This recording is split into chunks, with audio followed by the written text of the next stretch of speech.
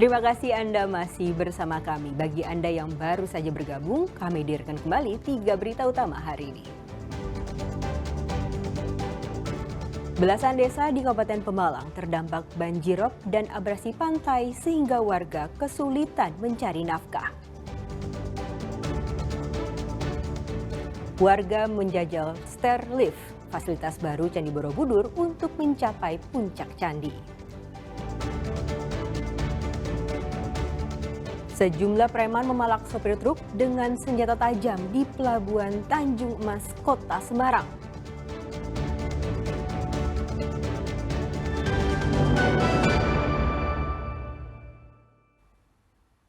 Sesosok mayat yang sudah menjadi tulang belulang ditemukan di aliran sungai Desa Jatinegara, Kabupaten Tegal. Saat ini mayat tersebut dibawa ke rumah sakit untuk diidentifikasi.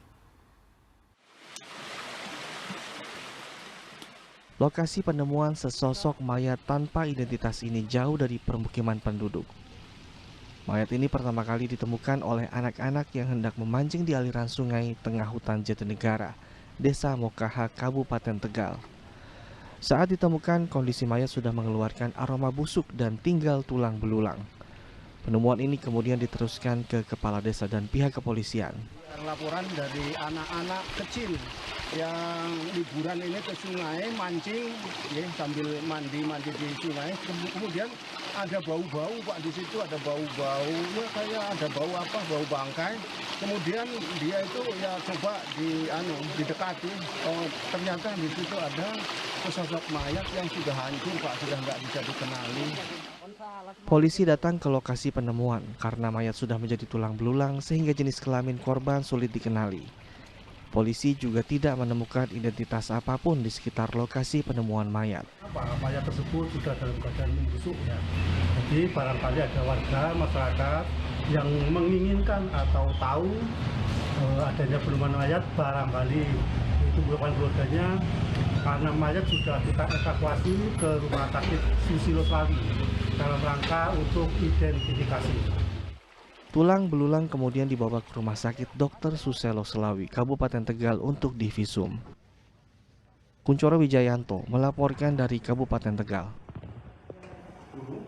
Kawanan preman masih berkeliaran di kawasan Pelabuhan Tanjung Mas, Kota Semarang. Mereka minta uang kepada supir truk secara paksa dengan ancaman senjata tajam. Motor rusak dijalui duit lah. Dua preman terekam kamera amatir tengah memalak sopir truk yang sedang beristirahat di tepi jalan di kawasan Pelabuhan Tanjung Emas, Kota Semarang. Mereka terlihat membawa senjata tajam dan minta uang sebesar Rp50.000 secara paksa kepada sopir. Korban mengaku dipalak saat truknya mogok dan diparkir di pinggir jalan. Awalnya satu orang preman datang minta uang. Korban memberinya Rp10.000, namun ia mengamuk dan mengajak rekannya mendatangi korban lagi sambil membawa senjata tajam. Terus tak kasih, kan minta uang Rp50.000, tak kasih Rp10.000, dikasih Rp10.000 dia tidak mau. Terus balik lagi. Terus saya bilang sudah tidak punya uang, ini adanya tinggal Rp1.500 aku. Tak kasih itu dia marah.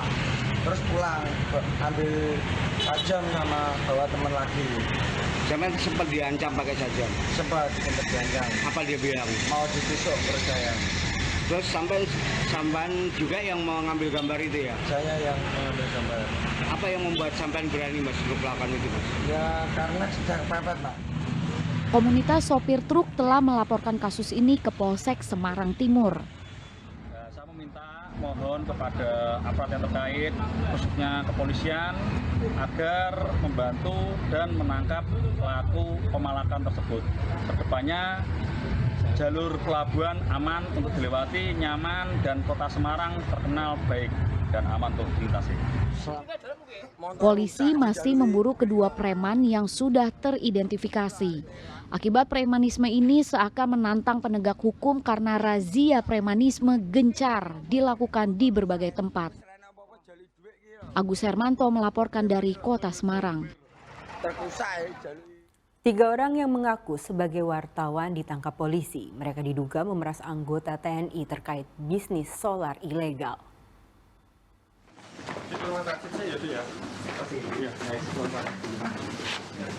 Dua pria dan satu perempuan ini ditangkap Polres Blora. Ketiganya mengaku sebagai wartawan media daring yang berdomisili di Semarang.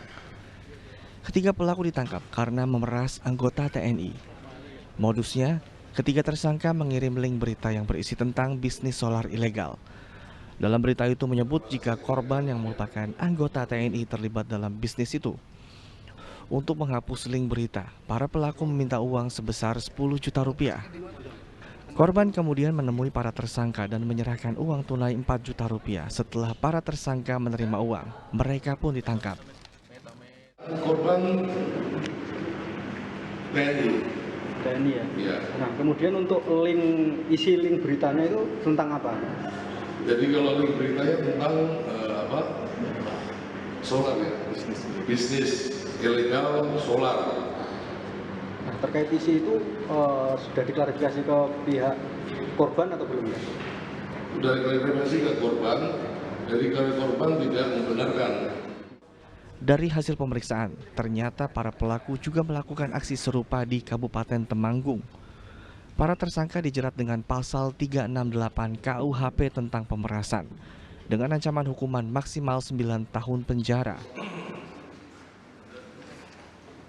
Arif Nur melaporkan dari Blora.